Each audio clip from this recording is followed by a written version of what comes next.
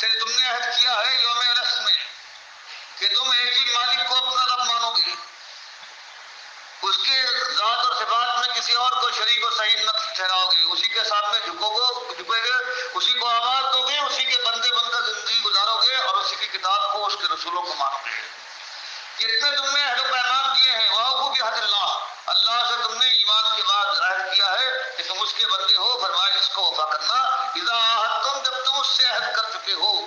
یا اللہ کے نام سے اللہ کا واسطہ دے کر دنیا میں ایک دوسرے سے جو عہد کرتے ہو، وہ بھی اس میں شامل ہے کہ اس کو بھی وفا کرو۔ ولا تنقضوا الایمان،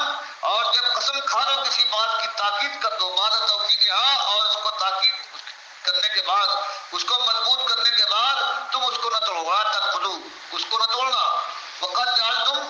اور کس طرح تم توڑ سکتے ہو کہ تم نے بنایا ہے اللہ کو علیکم کفیلا، اپنے اوپر کفیل بنایا ہے، گواہ بنایا ہے کہ وہ جاننے والا ہے۔ وہ اگر ہم نے بدعہدی کی اور قسم کھانے کے بعد جھوٹی قسم کھائی تو پروردگار ہم سے سمجھنے والا ہے۔ فرمایا یہ اتنی بڑی بات، اس طرح سے تاکید کے ساتھ قسم کھاتے ہو اور قسمیں یوں ہی کھائی جاتی ہیں اعتماد دلانے کے لیے، تو دیکھنا اعتماد کو دھوکہ نہیں دینا۔ ورنہ یاد رکھنا،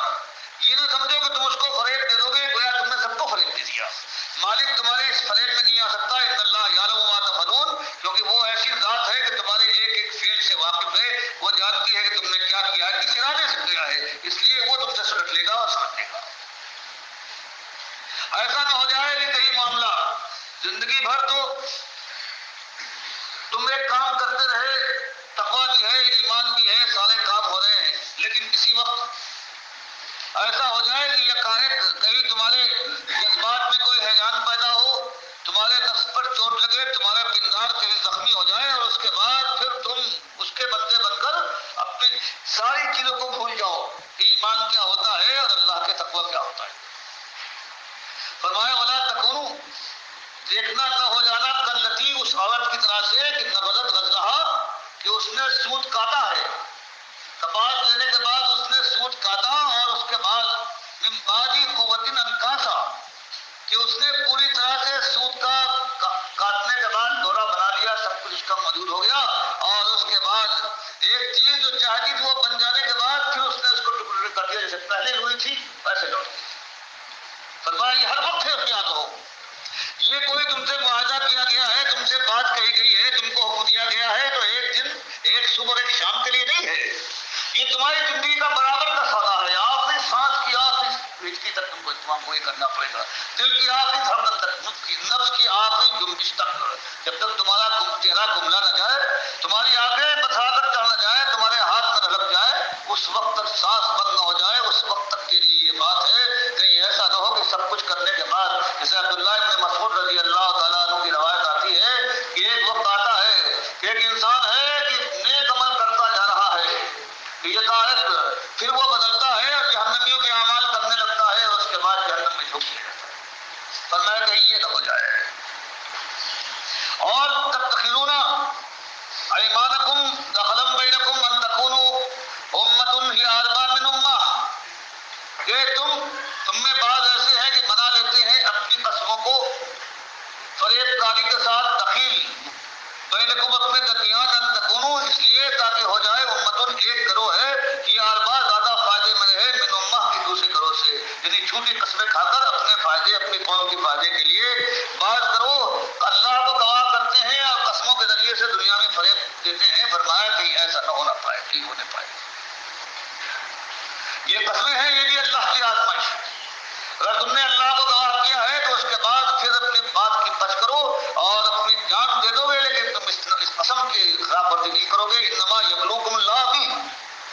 پروردگار تم کو اس ذریعے سے آزماتا ہے، تمہاری ہر چیز، ہر کام تمہارا ہے، یہ ایک آزمائش ہے، انتہا گاہ میں، آزمائش گاہ میں، اس لیے ہر وقت اسی انداز سے پورے شعور کے ساتھ، ادراک کے ساتھ جو قدم بھی اٹھاتے ہو، جو عمل بھی کرتے ہو، سوچ سمجھ کے کرو۔ یہ بیان ہے ڈاکٹر مسعد الدین عثمانی رحمۃ اللہ علیہ کا، اور موجودہ حالات کے اوپر، خاص کر ان کی اپنی جماعت کے اوپر جو چیزیں فٹ آ رہی ہیں ڈاکٹر صاحب کی وفات کے بعد، ان کی میں نشاندہی کروں گا تاکہ میرے پیارے بھائیو غور و فکر کرو۔ دیکھیے پہلی بات تو اس میں زور دیا ہے کہ دیکھو یہ نہیں ہے کہ چند دنوں کے لیے تم نے اللہ کی فرما برداری کرنی ہے، بلکہ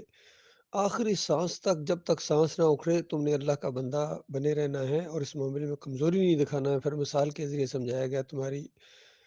مثال اس بوڑھی کی طرح نہیں ہونی چاہیے جس نے چرخا کھاتا، سود کھاتا اور پھر غصے میں آگے سب کو توڑ پھوڑ دیا۔ یہ بات پوری طرح محمد حنیف کے اوپر فٹ آ رہی ہے۔ اس نے بڑی محنتیں کی، شروع میں بھی باصلاحیت بھی تھے، متقی اور پرہیزگار بھی نظر آتے تھے، لیکن آخر میں آ کے ان کے نفس نے ان کو ایسا چکمہ دیا اور ابلیس کی آنکھوں میں یہ چڑھ گئے، شیطان کی آنکھوں میں چڑھ گئے۔ شیطان نے ان کو بالکل نہیں چھوڑا ہے اور پہلے جو کچھ کمزوریاں ان کے سامنے آئیں ان کو پھر مضبوطی کے ساتھ قدم رکھنا چاہیے تھا، حالانکہ اسٹیج کے اوپر کھڑے ہو کے انہوں نے توبہ استغفار بھی کی تھی اور بعد میں پھر ایسے شیطان کی گھوڑی بنے ہیں کہ عقیدے کے اندر خرابی ان کے اندر آ گئی ہے، سجدہ تعظیمی کا شرک انہوں نے۔ حالانکہ دیکھیے یہاں بھی ڈاکٹر صاحب نے حوالہ دیا ہے کہ دیکھو عہد الست میں جو عہد و پیمان ہوا ہے وہاں بھی یہی ہے، جب اللہ تعالیٰ نے پوچھا کیا میں تمہارا رب نہیں ہوں، سب نے آگے سے یہی جواب دیا اس انداز سے کہ بس تو اکیلا ہمارا مالک ہے، صرف تجھے پکاریں گے، تیری نظروں نے تیرے سامنے جھکنا ہے، کسی اور کے سامنے نہیں جھکنا ہے۔ تو یہ دنیا میں آ کے انسانوں نے آگے پیچھے ایک دوسروں کی جھکنا شروع کر دیا، پکارنا شروع کر دیا، تو یہ اس عہد کو یاد دلانے کے لیے انبیاء آتے تھے۔ یعقوب علیہ السلام نے بھی یہ عہد و پیمان یاد دلایا، یوسف علیہ السلام نے بھی یہ عہد و پیمان یاد دلایا، پھر وہی الزام یوسف علیہ السلام کے اوپر اور یعقوب علیہ السلام کے اوپر لگا دے کوئی کہ وہ ایک دوسرے کے سامنے سجدہ ریز ہو گئے تھے۔ تو یہ جہالت کی انتہا ہے جو محمد حنیف نے دکھائی ہے اپنی تفسیر دعوت القرآن کے اندر۔ سب نے اسی طریقے سے کیا ہے، محمود الحسن نے یہی کیا ہے، شبیر احمد عثمانی نے یہی کیا ہے۔ سورہ فاتحہ کی دیکھو پہلی جو کڑاکے کی توحید کی آیت آتی ہے اس کو شرک کے اندر بدلی کر دیا، اشرف علی تھانوی نے یہی کیا ہے۔ تبلیغی جماعت کے اندر بھی اسی طریقے سے شرکیہ باتیں ہیں جو انبیاء کے اوپر الزامات لگائے گئے ہیں، یہ بہت بڑی جہالت ہے۔ تو اس طرح محمد حنیف ان باتوں کی زد میں آ گیا۔ ممدی گل کا بھی جھکاؤ محمد حنیف کی طرف تھا، اس وجہ سے کہ شاید اس کے بعد وہ امیر بننے والے تھے۔ یہ عمارت کے چکروں میں بہت سے جو ہے نا اپنا ایمان گنوا بیٹھے ہیں۔ منور سلطان نے اپنے ایمان کا سودا کیا اور عمر عبداللہ عبدالرانی نے اپنے ایمان کا سودا کیا اس عمارت کے لیے۔ خالد عزیز ہی امید پر تھا، وہ بھی اسی شرک پر مارا گیا۔ تو یہ حکیم رمضان ہاں اسی عمارت کے چکروں میں مارا گیا۔ تو اللہ کے بندو عمارت کوئی چیز نہیں ہے، اپنے ایمان کو بچا کے لے کے جاؤ، پھر تمہیں اللہ تعالیٰ عمارت تو کیا تمہیں بادشاہی عطا فرمائے گا۔ اتنے بڑے بڑے وعدے ہیں اللہ تعالیٰ کے، آخری سانس تک اس ایمان کو قائم رکھو، چمٹ جاؤ اس ایمان کے ساتھ اور بالکل جم جاؤ اس ایمان کے خلاف، کوئی بات کسی کی سنو ہی نہ، یہ ایمان ہونا چاہیے۔ اس پر ڈاکٹر صاحب زور دے رہے ہیں۔ دوسری بات دیکھو عہد و پیمان کے اوپر بہت زور دیا ہے کہ عہد و پیمان اگر کرو کسی کے ساتھ اور خاص کر جو اللہ کا اوپر ذمہ لے لو یا قسم والا انداز ہو، پھر تو اس عہد و پیمان کو نہیں توڑنا، یہ تمہاری بہت بڑی آزمائش ہوتی ہے اس وقت۔ یہ بدر صاحب کے بچوں نے اس عہد و پیمان کی بہت بڑی خلاف ورزی کی۔ جب ہمارے سے ان کی ملاقات ہوئی تھی انہوں نے کہا بھائی یعقوب علی سے ان کی انہوں نے کہتے ہیں ہم جان چھڑا رہے ہیں کیونکہ یعقوب علی کے اندر انکار حدیث والا انداز آ گیا ہے۔ حالانکہ یعقوب اور سرفراز پہلے نکلے تھے جماعت سے اور سعید احمد بھی انہیں کے ساتھ تھا، انیس الدین بھی، فیاض محمود باجوہ بھی، یہ سارے گروپ بندی ایک جتھا بنا تھا۔ بدر زمان صدیقی بھی ان میں بعد میں مل گیا۔ تو یہ جتھا تھا، حالانکہ ان کو بہت منع کیا گیا تھا کہ حنیف صاحب کے اندر کمزوریاں ضرور ہیں لیکن شرک نہیں ہے، تم شرک جب تک امیر کے اندر نہ آئے تم عمارت کے اس سے نہیں ہٹ سکتے ہو، اس کے علیحدہ اپنی عمارت نہیں قائم کر سکتے ہو، لیکن نہیں باز آئے، انہوں نے اپنے علیحدہ جتھا بنا دیا۔ بدر سلمان صدیقی کو انہوں نے سرفراز نے استعمال کیا پوری طرح، اس کے وہ باتیں موجود ہیں، تو اس کو آگے کیا پہلے تاکہ لوگوں کو جال میں پھنسائے اور پھر اس کے بعد اس نے سارا کمانڈ اپنے ہاتھ میں لے لی، اپنے اس یعقوب علی کو آگے کر کے ساری کمانڈ اب اسی کے پاس ہے۔ لیکن اس کے بعد یہ کتنے گروپوں کے اندر تقسیم ہو گیا، اختر بیگ علیحدہ ہو گیا اور دائیوں نے علیحدہ گروپ بنا لیا۔ تو یہ کہنے کا مقصد یہ ہے کہ اس کے بعد جب یہ نکل رہے تھے بعد میں، تو ظاہر بات ہم نے تو محمد حنیف سے عقیدے کا اختلاف کیا ہے 2017 کے اندر، تو اس کی نشاندہی کی، اس کو موقع دیا 6-7 مہینے، اس کو سمجھاتے رہے، نہیں مانا تو پھر ہم ظاہر بات ہم تو اس کے ساتھ نہیں چل سکتے تھے، نہ یہ ہمارے ساتھ چل سکتا تھا۔ اب یہ امیر بننے کے لائق کیا مقتدی بننے کے لائق نہیں رہا تھا، وہ اپنے شرک کے اوپر جم گیا۔ تو انہی دنوں کے اندر یہ یعقوب علی سے جب نکل رہے تھے بعد میں، وہ ہماری آپس میں ملاقات ہوئی اور انہوں نے کہا کہ ہم آپ کے ساتھ مل کے نظم بنائیں گے۔ تو ہم نے کہا بڑی اچھی بات ہے، مجھے ویسے بھی ان سے ذرا ان کے والد صاحب کی وجہ سے ایک تعلق تھا، ہمارے شروع میں گھریلو تعلقات رہے تھے، تو میں نے یہی سمجھا کہ بدر زمان صدیقی پہلے استعمال ہوئے ہیں، یعقوب علی نے اور سرفراز نے ان کو استعمال کیا تھا، اب ان کے بیٹوں کو وہ استعمال نہ کرے اور ان کو چلو ایک اچھا ماحول دیا جائے تاکہ ان کے آگے ان سے اللہ اپنے دین کا کام لے۔ تو اس طرح عہد و پیمان ہوئے، اس گاڑی کے اندر بیٹھ کے معراج الدین صاحب بھی وہاں موجود تھے۔ تو اس کے بعد انہوں نے ایسے وہ عہد و پیمان توڑے، بلکہ الزامات لگا کہ انہوں نے اصل میں فیاض محمود باجوہ کو پتہ چل گیا تھا کہ یہ گٹھے ہو کے نظم بنا رہے ہیں، وہ بہت تیز جو کہ مولوی ہے، نظر باز ہے، تو اس نے ان کو اپنی شکنجے میں لے لیا اور ان کی صلاحیت ساری ماری گئی۔ حالانکہ وہ ان کو کہتا بھی تھا کہ بزدل قسم کے لوگ ہیں، باصلاحیت نہیں ہیں، میں ان کو چلا رہا ہوں، لیکن پھر بھی ان کو غیرت نہیں آئی۔